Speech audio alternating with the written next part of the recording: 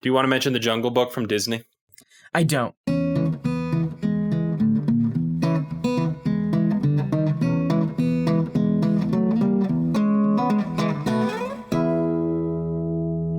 Hello, everyone, and welcome to A Century in Cinema. My name is Arthur. And my name is Andrew. And this is a podcast where we discuss a classic film from every year. This year and this week, we're in 1967, taking a look at the French film Playtime from director Jacques Tati. As always, you can check our show notes to see where to stream or rent the films that we're talking about. I myself watched Playtime on the Criterion Channel. Andrew, do you own this one? I own that big old Tati box set, yeah. Oh, there's a Tati box set. Very cool. Yeah, the complete Jacques Tati. To our lovely listeners, I hope you can find the time to leave us a 5-star rating and review on Apple Podcasts or the podcast streaming service of your choice. Mm-hmm. It really helps us out. And also, if you know somebody who is looking for a good film podcast, we hope you'll give them ours as a recommendation. And we like to reach as many people as possible. That would just tickle our funny bone. What's going on in 1967? Once again, there's an increase of American troops in Vietnam as the war continues to trudge on there. Peace rallies and protests are happening back home. Boxer Muhammad Ali is stripped of his world championship for refusing to join the U.S. Army. Because remember, there's a draft going on during all this time. And also during all this, you still have civil rights protests going on. Some of these protests turn to riots in the summer. And I noticed that it's always in the summer that things boil over. Just no one's happy in the summer. Mm. But for the most part, the summer of 1967 is known for hippie culture, music, drugs, and ideas going mainstream during the quote-unquote summer of love. What's going on around the world? In the Middle East, and I must confess I knew nothing about this until today, Israel goes to war against Syria, Egypt, and Jordan in what's known as the 6-Day War. And yes, it only lasts 6 days. In South Africa, the first successful heart transplant is conducted. And the Chinese test their first hydrogen bomb. The Beatles are still huge. That's music. Yes. Which you don't listen to. Pepper. I don't know what music is. Why don't you tell us a little bit about what's going on in film history during this time? Well, 1967, I think it's appropriate to start off with the incredible French cinema going on this year, since we are discussing a French film from this year. You have Les Samurai by Jean-Pierre Melville, one of the coolest movies ever made. We have Belle de Jour, one of my personal favorite films from the absolute master Louis Buñuel. Catherine Deneuve deciding that she hates her married life and is unsatisfied with her sexual life and goes on an adventure. I'll leave it at that. And then The Young Girls at Rochefort, another Catherine Deneuve film, one of the largest films as far as box office returns in France ever. It's sort of their big high mark musical, directed by Jacques Demy. Really great film, super fun. The dancing sequences are so good. And then you have the political commentary of Weekend by Jean-Luc Godard, considered to be one of his greatest movies. It has this ginormous car crash sequence in the middle of the film that lasts, I think, like 10 minutes of our characters just walking through this enormous car crash. But there's a lot of really great political commentary and a lot of great perspectives from France on the world at that time. It's not as esoteric as some of his later films. So those are some really great French films that came out this year. One of the craziest movies you can watch from 1967. Have you ever heard of Marquetta Lassarova? No. So as I mentioned in The Cranes Are Flying, I do have a soft spot for Soviet and Russian cinema. And Marquetta Lassarova is this insane 2-part epic about this sort of ancient tribe in the histories of Russia. And it's sort of this folklore tale being told in this extravagant style. It's a really fantastic film, and visually it just butters my buns, Arthur. Another kind of crazy film, I'm pretty sure it's Soviet, but I do not remember, is called VIY, and it's about this priest who has to visit the corpse of this young woman, and her grave for 3 nights to make sure that she isn't cursed. Spoiler alert, she is. And every night, the things that happen to him inside of the crypt while he's locked in there with her get wilder and wilder. It's a really short film, 77 minutes, but it is very effective and a really fun horror movie romp. On to the more mainstream, I guess, is a good way to put it. We have... Yeah, what have I seen? Yeah, have you ever seen In Cold Blood, though? Like, what do I have to work with you? Have you ever seen In Cold Blood? No, I haven't. Really great adaptation of a Truman Capote novel that discusses the ethical quandary behind the death penalty. I actually have mentioned In Cold Blood on this podcast in the Safety Last episode. That was the film that me and my mom watched before Safety Last that traumatized her into us watching it. And then you have Cool Hand Luke, but you haven't seen that one either. Well, no. That was originally going to be the film that I wanted to watch for 67. The Producers, the Mel Brooks film? Now I have seen that. There we go. Quite a funny film. Yes. I'm in hysterics. I'm wet and I'm in hysterics. That's me every single day we have to record one of these episodes. I'm literally Gene Wilder just screaming until Arthur throws a glass of water at me and then I scream even more. You Only Live Twice is the James Bond film of the year. I haven't seen that one. It's a good one, I think. They all blend together. I've mentioned that before. The James Bond franchise has been going on long enough now that you have the first parody that I know of that comes out, Casino Royale. Casino Royale. And it stars Peter Sellers, and Orson Welles is in it. And I have heard nothing but bad things about it, unfortunately. Not to be confused with the other Casino Royales, plural. Are there more than 2? Yeah, there are. The very, very first James Bond film, and I don't think anyone actually considers it a real James Bond film, is an adaptation of Casino Royale. It was like a made-for-TV film. In the Heat of the Night is a really famous film about police force in America that came out this year. It's got a really fantastic leading performance from Sidney Poitier. Oh, Guess Who's Coming to Dinner? Another really great Sidney Poitier film. Katharine Hepburn gives a really funny performance in that. Oh, Wait Until Dark, the Audrey Hepburn horror film. That one's pretty fun. It has a kind of an early jump scare in American horror cinema near the end. And because of that one single jump scare, it was considered to be one of the most shocking and terrifying films ever made. And people were talking about people screaming in the theaters and stuff. And you watch it now and it's so tame. And even the one jump scare is like, oh. And then it's just over and it doesn't matter at all. Continuing in the vein of Julie Andrews musicals that we covered, this year she's in a film called Thoroughly Modern Millie, which is a funny 60s retrospective on the 20s. It's all anachronistic nonsense, and there's an unfortunate amount of yellow face in it.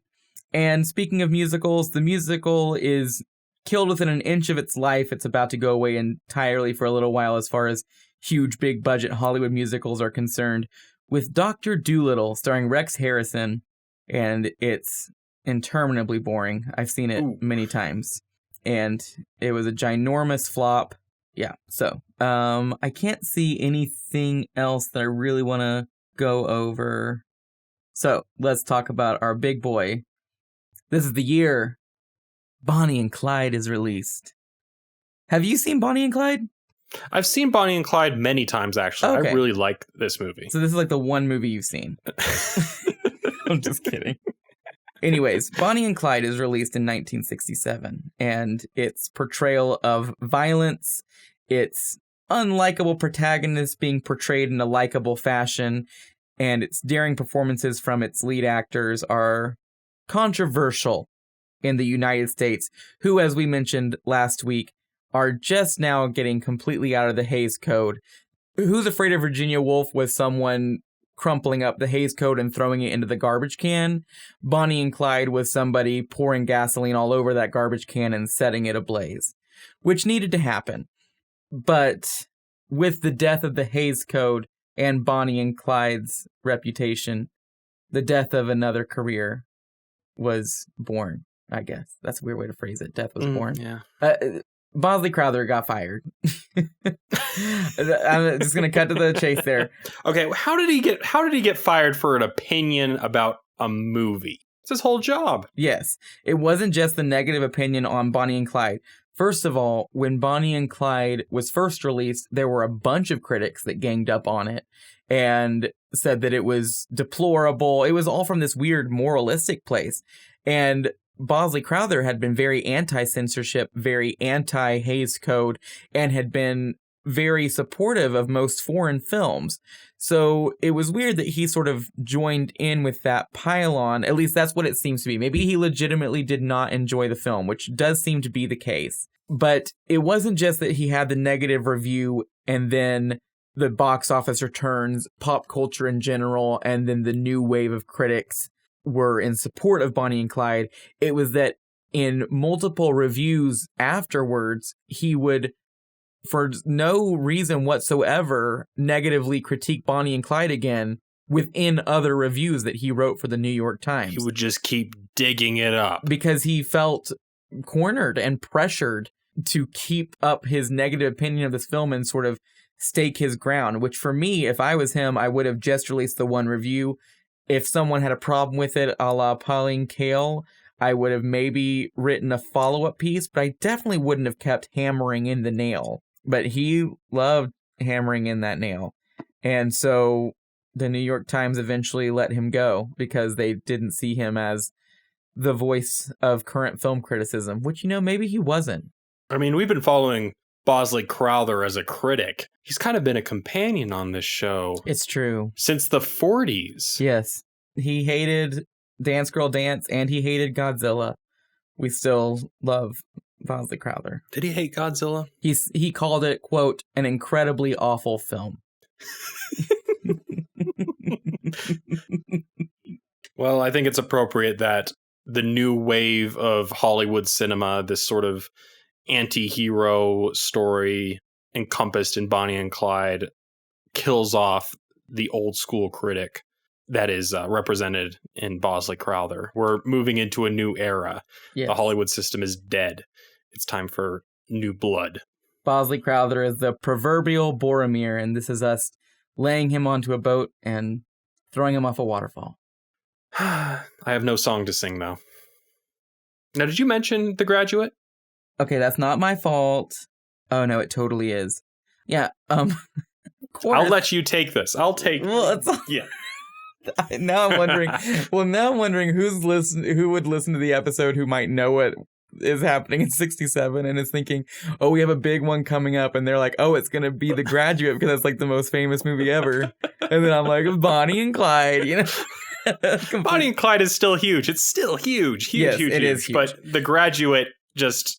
And I personally know a lot of cooler baby boomers who really, really love The Graduate. It's like a movie that they feel encompasses everything that they went through as young adults. Right.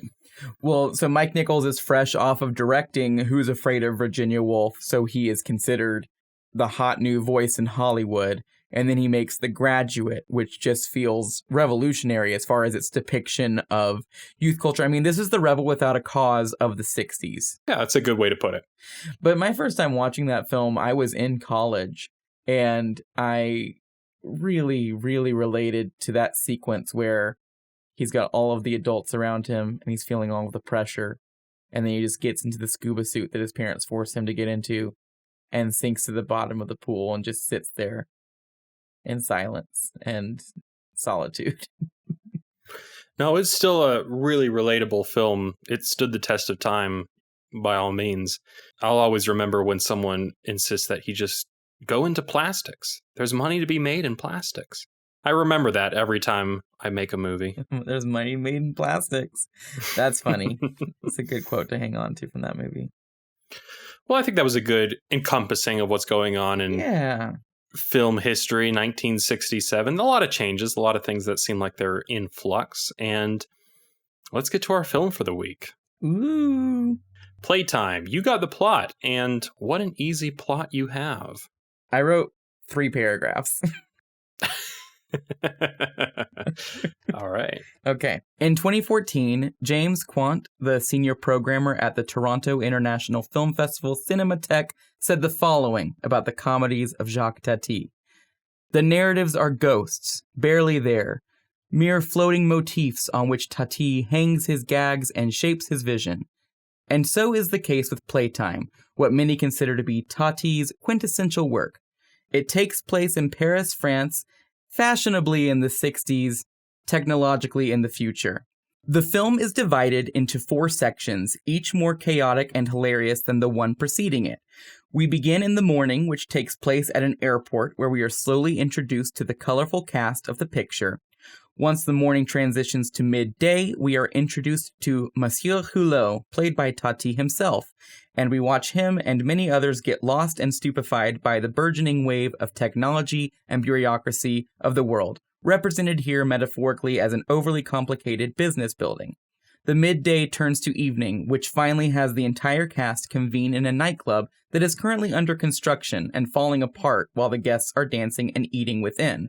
And finally, the evening turns again into morning, which follows our 2 characters with the most focus, Monsieur Hulot and an American female tourist, going on a light shopping spree together and ending with a carnival of cars and visual gags that serve as the film's culminating gong ring. While the narrative of Playtime is atypical, if at all existent, its structure and form are familiar. It is impossible to use an audio art form such as the podcast to translate the purely visual and aesthetic humor of Playtime to an audience, making it a film that truly cannot be spoiled. TLDR, Playtime is 2 hours of comedic insanity whose sight gags will remain with you long after you watch it. Yeah, I'd agree. There you go. Yeah. I was excited about that one. Now, I know you love this movie. I do. You fought to have it in the list. Did I fight? I feel like I just mentioned it and you were equally excited about it. It's true. When I first watched it, I had already seen Mon Oncle, which I watched in college. That's Tati's other film. Yes, his first film starring Monsieur Hulot, his second film total. I loved Mon Oncle so much. I thought it was the funniest thing I'd ever seen. The entire thing takes place in one house, and the house is so stupid, the way it's designed and how technology runs the whole house, and you're just watching a group of people plus Monsieur Hulot not be able to function within a house for 2 hours, and it is the funniest thing I've ever seen. And so Playtime came into my life a few years after that, and I watched it and thought it was just as funny, if not funnier. And then I watched Trafic, which I actually say Trafic is my personal favorite Tati film. You might not know that, but that is considered a hot take. I relate more to the anger and frustration at the heart of Trafic than I do his other films, because Trafic is essentially a movie about why do people have road rage. So that's been my Tati journey.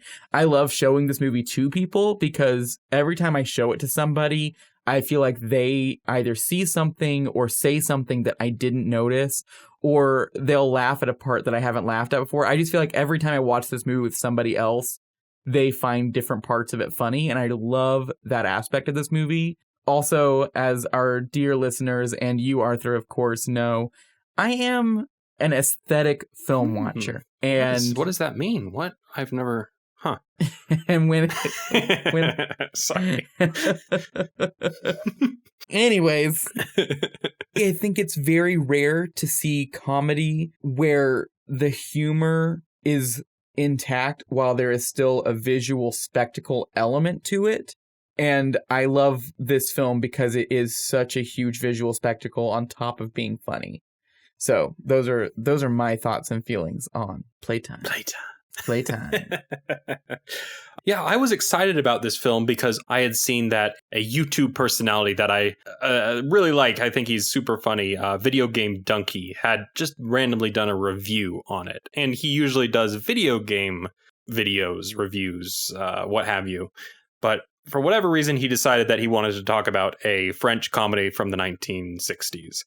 And I was just entranced by what he had to say. I thought it was such an interesting looking film. And then you brought it up like maybe a week later, right? Well, and it was just because I had just gotten the complete Jaques Tati set from a sale.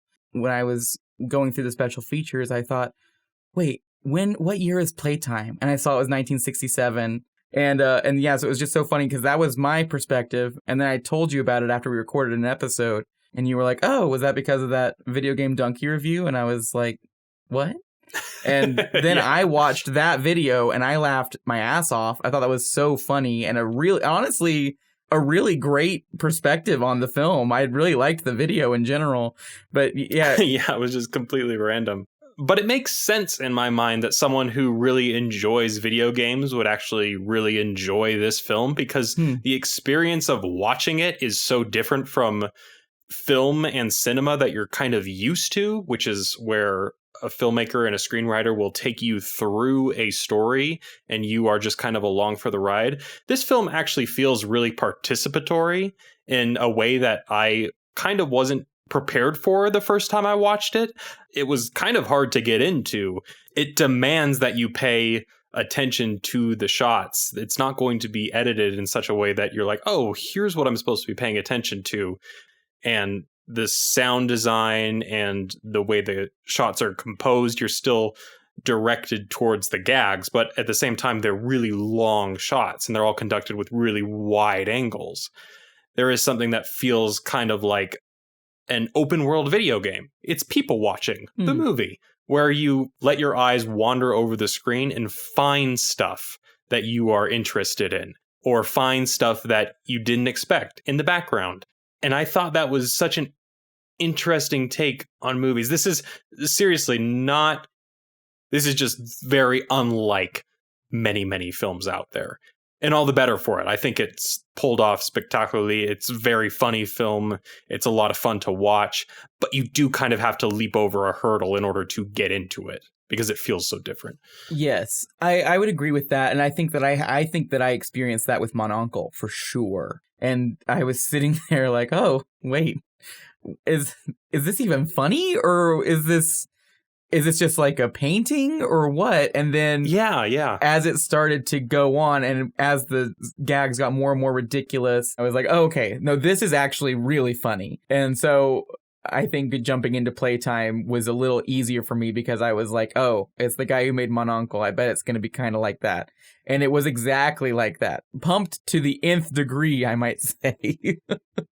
Yeah, and I'd expect that Playtime would probably be the first film that a lot of people explore from Jacques Tati. I would recommend it. I've seen some people online more recently compare it to a Where's Waldo sort of film. Yeah, because you can pick out a character and you can kind of follow them through the movie. Mm-hmm. Even someone as meaningless as the two jocks that get in the way of the American tourists' photo op. They are in the film throughout at different parts in the background, and they show up at the nightclub at the end. Yeah, if you really keep your eye peeled for one character, you could probably follow what their entire day is. And especially that nightclub in the last half of the film, that's just huge crowds of people where you can just decide to pick out one person and watch them dance or fumble around, and it's hilarious. Yes. There was someone dancing like a Tyrannosaurus Rex on the dance floor, like a guy in a suit. It's the weirdest looking thing. See, I don't even think that I've seen that. That's so funny. The dance floor shots, I always am watching the band because they are so entertaining to me. You can see the different band members being more into it, and then some of them are just there because it's like a 9-to-5 gig. Like the drummer specifically is this guy who you can tell has zero passion for anything that's happening, and they always crack me up. And then once the band disbands, you can, when they decide they're not going to play anymore because the lead guy says no, screw this gig, you can tell some of them are really heartbroken, and then a couple of them are like, oh, whatever, and they just walk off. I don't know, there's something about that dynamic that I find so funny to watch. What were some of your favorite jokes in this film, man? Okay, maybe I didn't even notice them, you know? So I think one of the most ingenious jokes in the movie is the way Monsieur Hulot is introduced into it, because early in the film, there is a man in a trench coat and a hat, and this random guy goes, hey, aren't you Monsieur Hulot? Because of Mon Oncle, Monsieur Hulot was already a really famous character in France. So it's sort of a play on the celebrity of who Tati was becoming and that character in cinema. And it's not him, and the guy's like, how on earth could you confusing for him? And he gets so upset. And then later, he gets onto a bus And you have to really have your eyes peeled to realize it's the same guy. But that guy gets onto a bus, and then Monsieur Hulot finally is introduced by running into him, and their umbrellas get stuck together, and he pulls, and the other guy pulls, and he pulls out his umbrella, and he's out of the bus, and then he's there in the movie. And I don't know, there's something so funny about the guy who was pissed off about being compared to him having an actual physical altercation with him, and that's how he's introduced into the film. I love that. It kills me. Yeah, I didn't notice that at all. That's funny. Of course, that initial look into technology when the guy is just calling the office and he's pressing all of the buttons and a million different lights are lighting up, and then he presses one and the red light comes up and an unintelligible voice comes over and makes noises, and he's like, 224, and then that kills me. Now I feel like I'm just going chronological. I'm just gonna list a couple more. Just every single shot. I love that sequence where we finally realize Hulot and the manager from the office are looking for each other, and they both see each other in the distant reflection in the glass, and they don't realize they're standing right next to each other, and so both of them are trying to get over to the other side of the glass, thinking that's where the other one is because of how clean the windows are. That is so funny. That was all the first third of the movie. I could go on for that carnival car at the end, that circular carnival of the car, and especially when the American tourists are in the reflection of the window and he lifts it up to clean it and they all raise their hands and go, woo, because in the reflection it looks like they are rising up. But in real life, they're just in a bus going straight forward, but the window moving makes it look so they go, woo, and put their arms up. That destroys me. There's so many stupid That's just so cute and charming. Yes. Yeah. So, what about you? What stuck with you? Okay, so, I watched this by myself, and I laughed out loud quite a few times. Nice. There's so many parts during the swanky jazz club after the midpoint. I mean, that's just joke after joke after joke. Yes. And they're all so funny. I mean, him seasoning the fish over and over and over. It's so gross by the end. If you've ever worked in the service industry, you're going to have sweats watching this scene because there's so much going on. There's so much that all the service staff are juggling, and you get it. You get it if you've ever worked a busy Friday night at a restaurant. And it's just so funny to watch it all. I loved the American tourist. I mean, he's so boorish and annoying. Oh, the businessman or whatever? Yeah, that's not my table. That's my table. And just like crap that he's yelling out throughout the entire night. But then he creates like this... his own club. Oh, he's totally drunk. But he creates like his own private bar out of the wreckage in the ceiling where he'll only let people in if they have... this mark on the back of their coats that's being caused by the chairs that are imprinting themselves. Chairs, yeah, they have those spikes on them. Everything about the restaurant was not thought through correctly. Nothing in the restaurant was thought through correctly. I love the drunk guy stumbling in and out of the restaurant. The bouncer keeps trying to throw him out, but the sign, this annoying neon sign, keeps leading the guy back in. He's so drunk he doesn't even understand what's going on. Well, this is something that I didn't notice until this viewing of the film. And again, like every time I watch the movie, I see something different. It's not just the one drunk guy. It's all of these drunk people. And we start to see more and more of like very disillusioned, very people who look completely hypnotized, like they have no idea why they're there or what they're doing there. And you start to see, and they're not in the nice clothing that everyone else is in.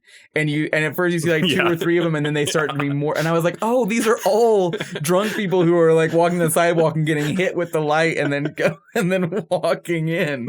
And it's so funny because you start to notice, oh, there's so many of them now. Like they're all over the place by the end. It's so funny. Yeah, they're just like ants crawling around. The one who thinks that a pattern on the wall is some map that he's following to try to get home, and he's struggling so hard to try to figure out tracing what this, the marble with his finger. Talking about this film isn't going to make any sense to people who haven't seen it, but I hope you guys are having a good time because it's going to keep going. And earlier in the film, before all the swanky jazz club stuff, the showroom floor where there's all these stupid futuristic inventions that they're showing off. Oh, I want that ancient Greek trash can though. Okay, so that's what I was going to bring up. That made me laugh out loud.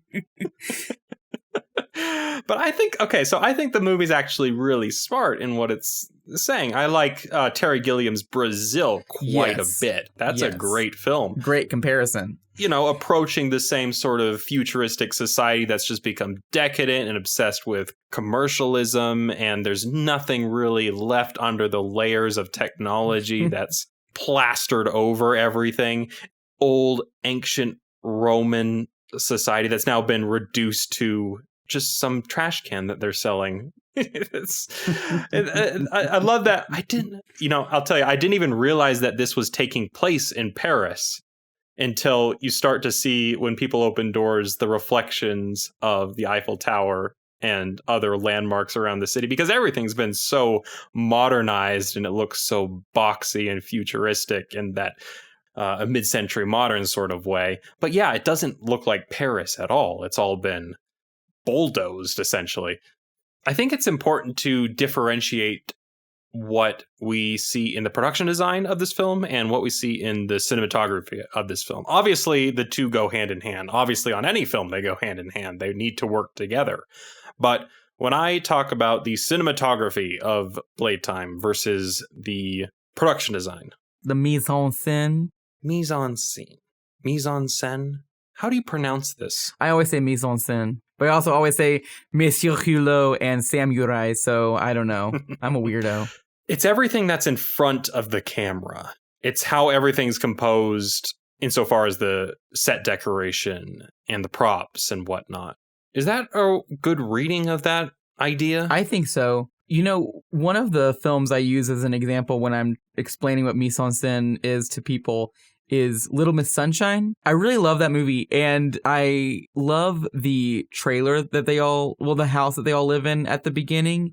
When you're watching it for the mise en scène, you see there are like dirty mugs and like childhood drawings everywhere, and none of them are the focus of anything. They're just everywhere. It looks like such a realistic home that you don't even question it for a second.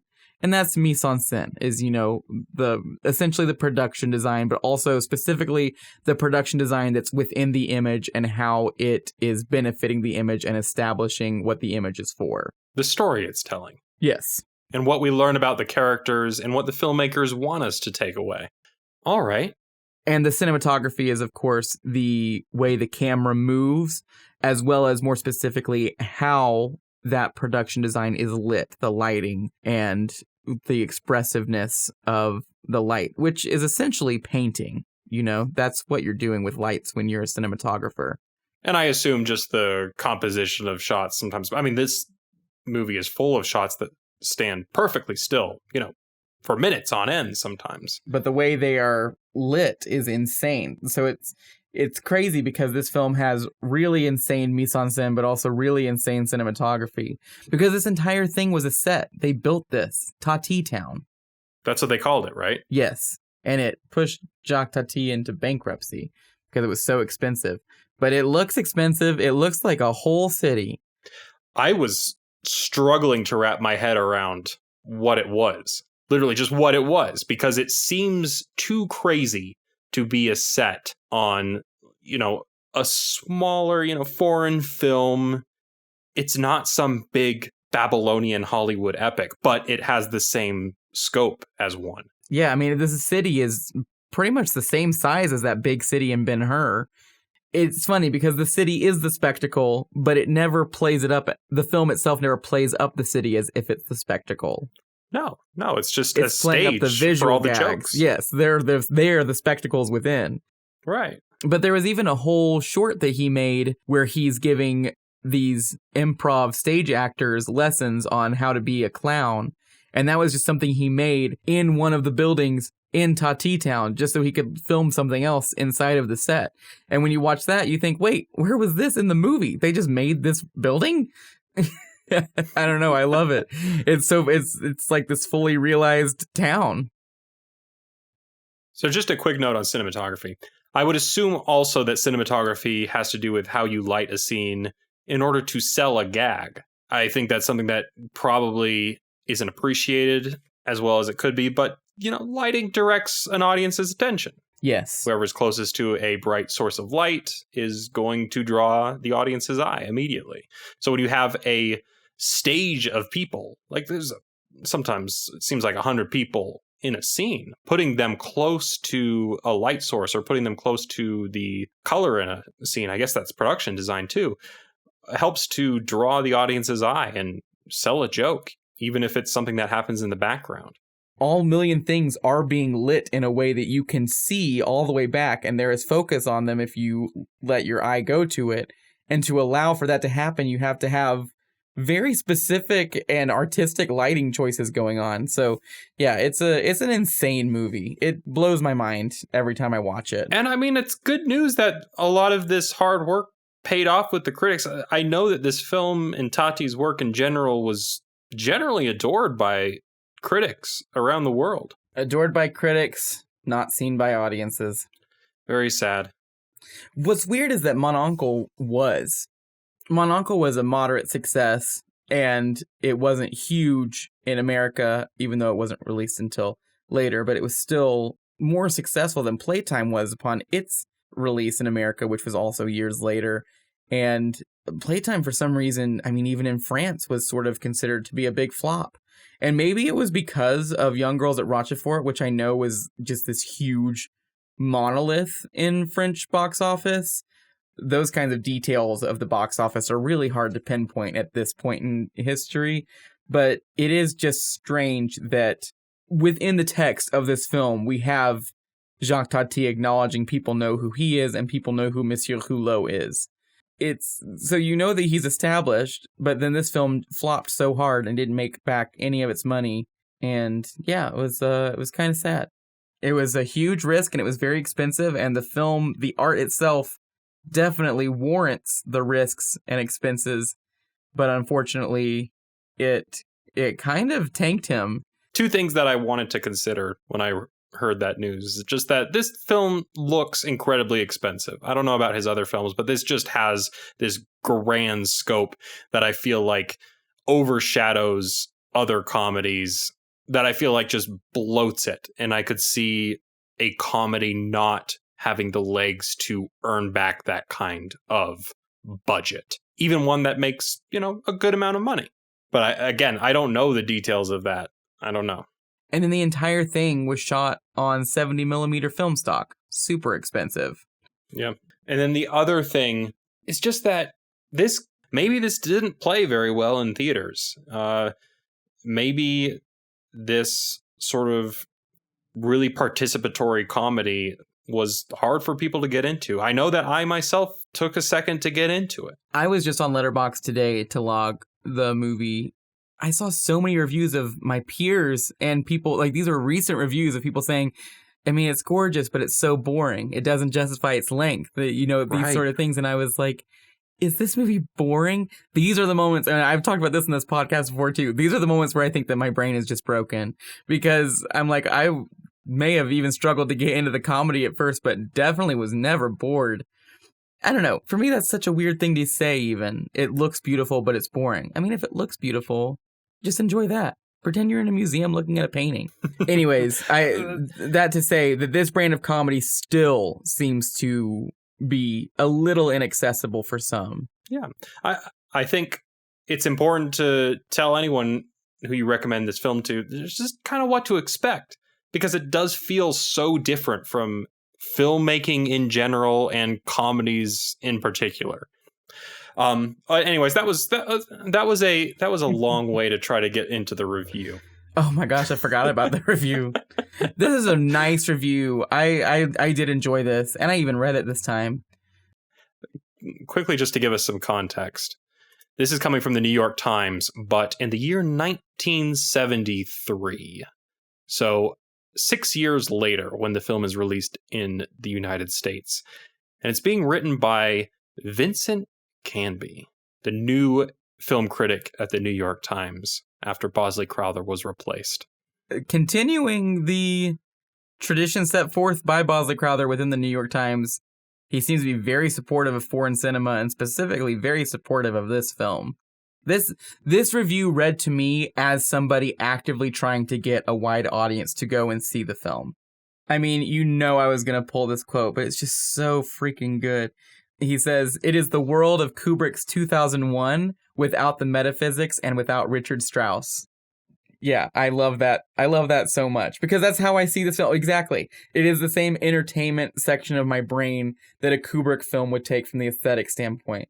But then it has all of these layers of comedy on it that send it to this different layer of my brain that I love. And again, like I said, Playtime is a very smart film. And I love this quote. It observes not persons, but social clusters in a manner that serves curiously to humanize group action and response instead of to dehumanize the individual. However, don't waste time analyzing Playtime too much. It can easily withstand such critical assaults, but they serve to distract attention from the film's immense good humor. End quote. I think that's all incredibly true, right? Like, this is a super smart movie, but at the end of the day, just relax and have a good time with it. It's really damn funny. Yep. What do you think of Vincent Canby as a critic? I loved this Any review. opinion? I will say that. It felt very well written. What was it that he described the nightclub as? So good. The last act, a kind of neon lit Götterdämmerung, is set in a posh nightclub whose opening night turns into the sort of chaos that civilizes. That's pretty good. Yeah, I feel like he's a pretty darn good writer. I mean, you have to be to write film reviews for the New York Times. I'm sure I'll hate him once he dismantles a film that I really love. Oh, yeah. But that's normal. For people at home who might not know, Götterdämmerung is essentially when a society collapses, most of the time by some sort of violence or disorder. So, but a fantastic word, and that's exactly what it is. So clearly this has aged really well too, because it's still a really funny movie. I know you have opinions about making comedy that ages well. We kind of went over this a little bit in Safety Last, and honestly, from the podcast perspective, I feel like that's the easiest point of reference for this film. Yeah. It has a similar sort of silent film quality. I feel like that's a good point of reference for this film. And I think the reason why those movies are able to age well in a way that, you know, infamously comedies from the 90s didn't, is just because of their complete reliance on visual gags. Because visual stuff can be funny. You can see someone get hit in the head with something and it's still funny as long as the editing, sound, and everything is done correctly, no matter when you watch it. So would you say that puns or dialogue back and forth, it just is susceptible to aging out of the culture, becoming obsolete? I think so. I think that it's not just a matter of dialogue back and forth, because I still found The Awful Truth to be pretty funny. I guess it had a lot of visual gags in it as well.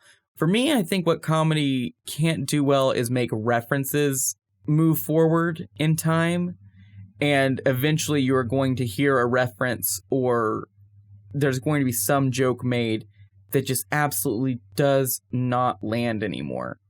Yeah. I really love The Golden Girls, and I think it's just because I'm gay, but I really do love that show.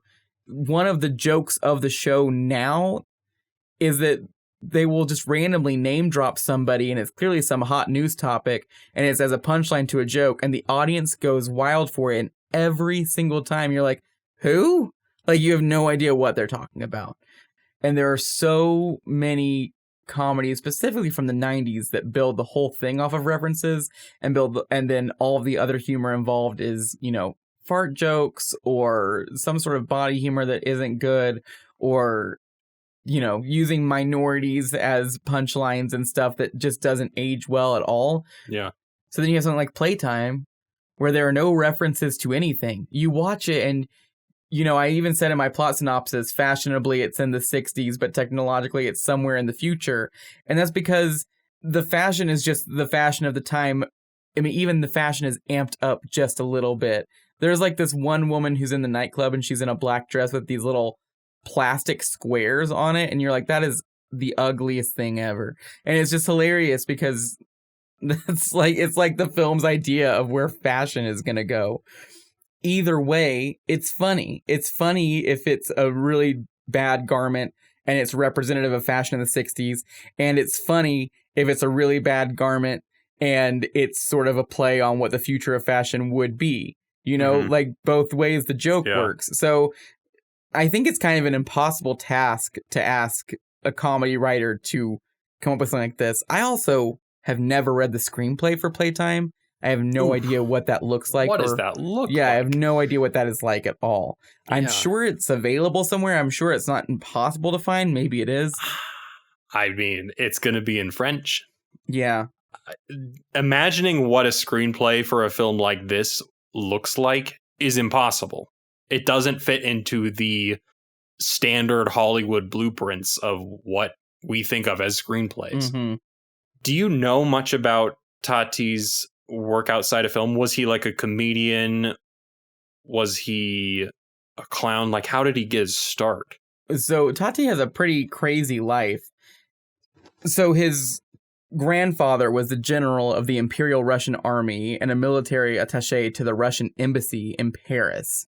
And his grandfather moved his father to Paris.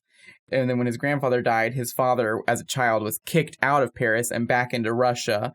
And this all happened because his grandfather met this circus performer and married her in secret. And then there was a really sketchy horse racing accident where it seemed like the Russian government was literally trying to kill him. And that's all origin story, you know? And so his father was able to come back to Paris and was very much about raising his family to become good middle class people. And he wanted to make sure everyone was financially secure. So Tati, as far as his physicality goes, the first thing he really did towards like being physical was being on a rugby team. That was his main thing. He loved playing rugby. He loved being involved in sports, which is funny because the early shorts that star him that he doesn't direct, he's always playing a boxer or a wrestler or somebody who's involved in athletics to a certain degree because he was a very physical person.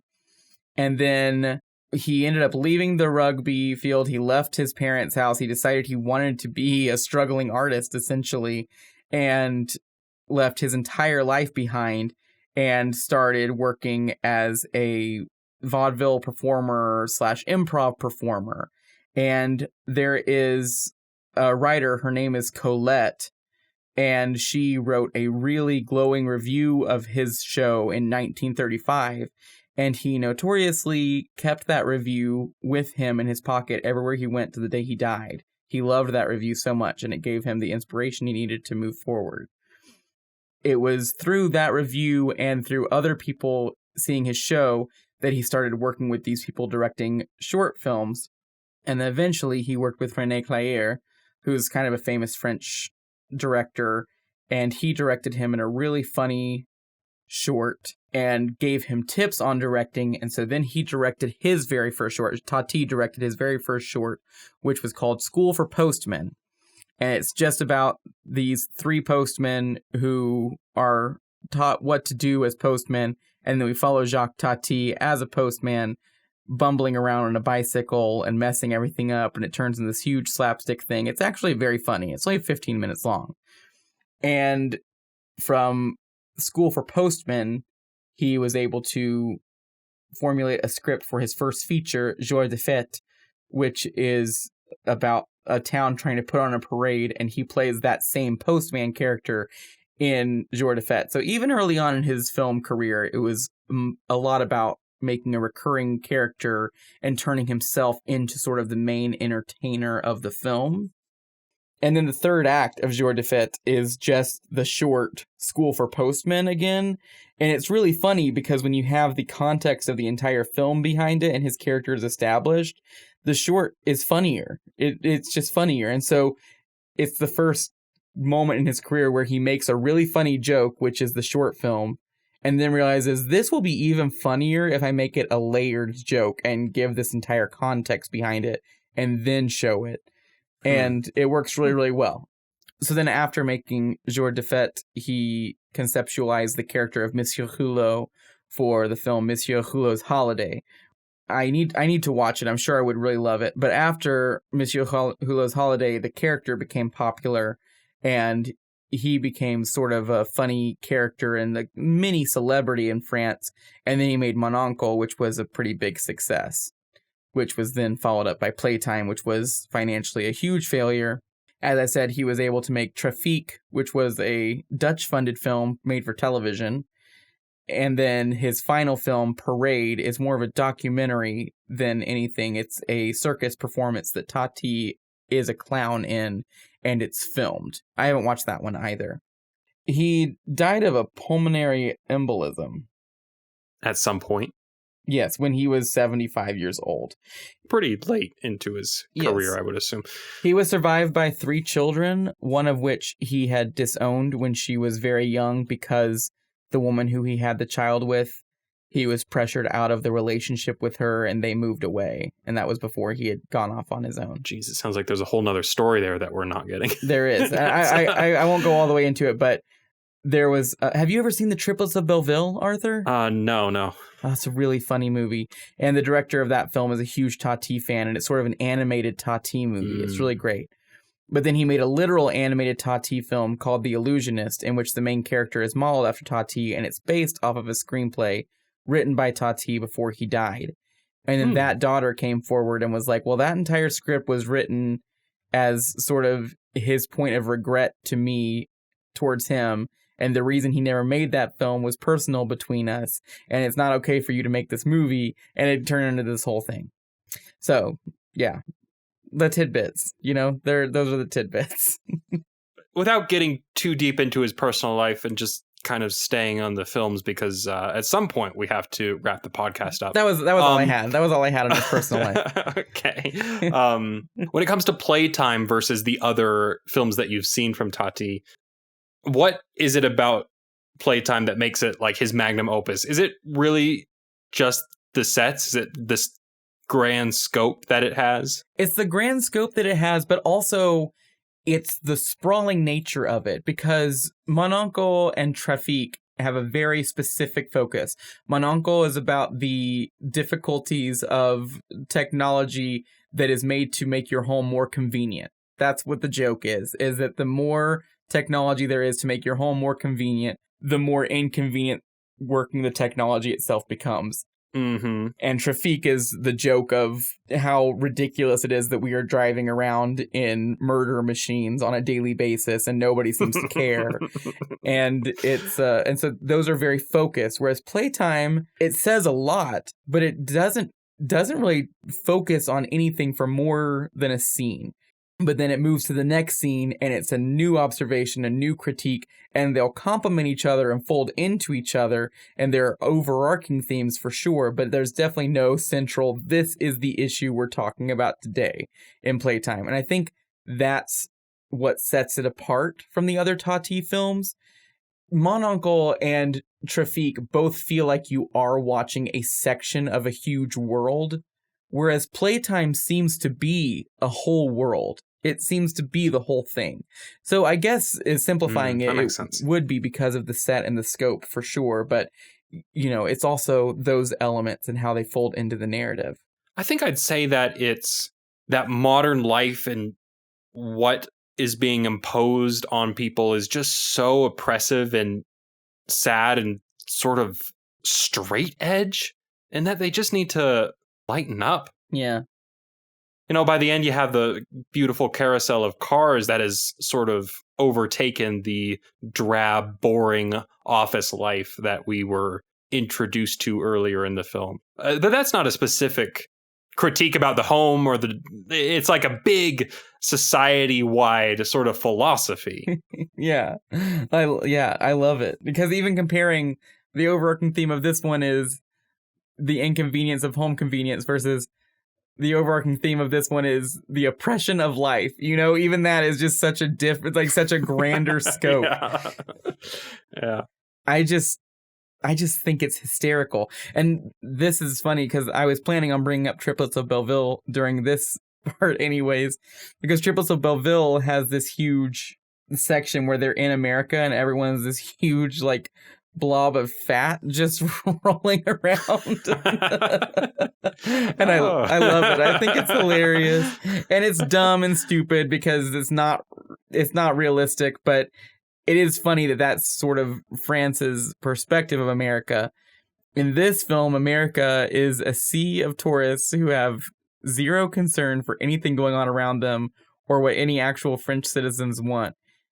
Even our sort of semi-protagonist, the main female American tourist with no name, she has the entire sequence of wanting to take the picture of the one with the flowers when the woman is telling her, no, please don't. And she keeps getting, interrupted by other people walking in front of the camera.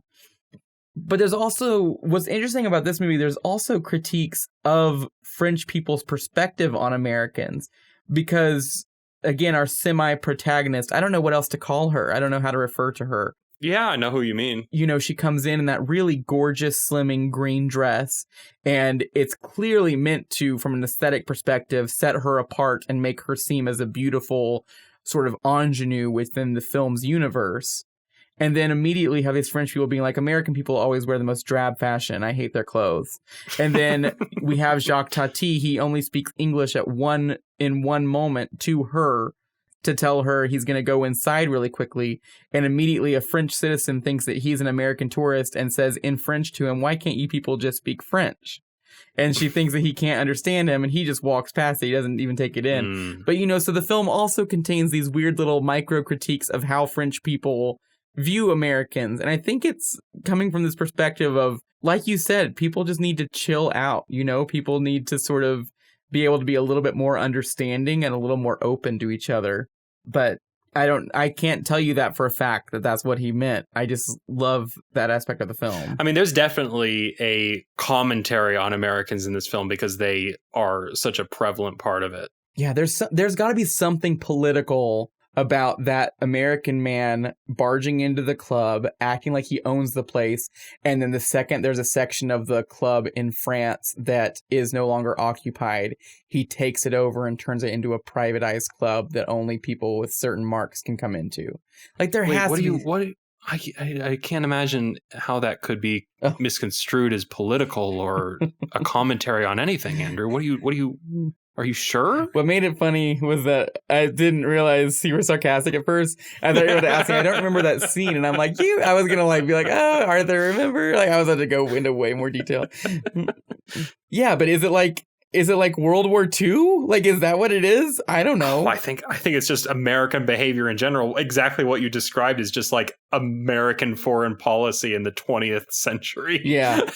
Entirely. Man, he didn't even know how on the nose he was. Like, so. Yeah. It's all there. The film's very smart. But just laugh at it. As much as I would love to keep talking about Tati, I would also like to go watch Tati. So I think I'm going to make you wrap this up. That's fair.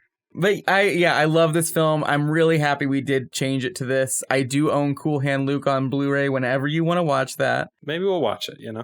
I love this film. I hope more people watch it. Again, just even hearing from you that it's getting that sort of traction from YouTube is really nice to hear because yeah, Jacques Tati is an amazing filmmaker, an amazing artist. And a filmmaker that I am sad to say I didn't know about before this project. Just another reason why I love this project. Discover new things. The style of this film, and I assume Tati's other films, is kind of hard to get into, but I think if you approach it, if you like video games, as an open world video game, that you are just kind of wandering around and observing these different corners of a society and exploring this new space, I think you'll really love it. And if you don't love video games, then hopefully you love Where's Waldo, and you could appreciate Where's Waldo as a expansive cinematic art piece. And if you don't like Where's Waldo, hopefully you enjoy sitting on a bench and people watching, which is its own kind of entertainment that I enjoy on a Sunday morning with a coffee. And this film is a perfect sort of representation of that chill vibe. I really, really loved this film, and I'm really excited to watch other films from Jacques Tati. Well, wrapping this up, I'd like to talk about the film next week. Got Once Upon a Time in the West, directed by Sergio Leone. The only spaghetti western on our list. but the best spaghetti Western on our list, too. But I think we're good. I think this is the end of the episode. Yeah, I hope for your sake it is. And thank you to Nathan Royal for our show's wonderful music. Mm-hmm. I hope you're doing well out there, Nathan. I just want to give a shout out to all our Patreon members who keep the show running. Thank you all. You too can become a patron and get access to bonus episodes linked down in the show notes. You're listening on YouTube now, so like and subscribe and comment down below. Tell us if you've seen the film. What did you think of it? Did we miss anything? Thank you all for listening, and we'll see you for the next one.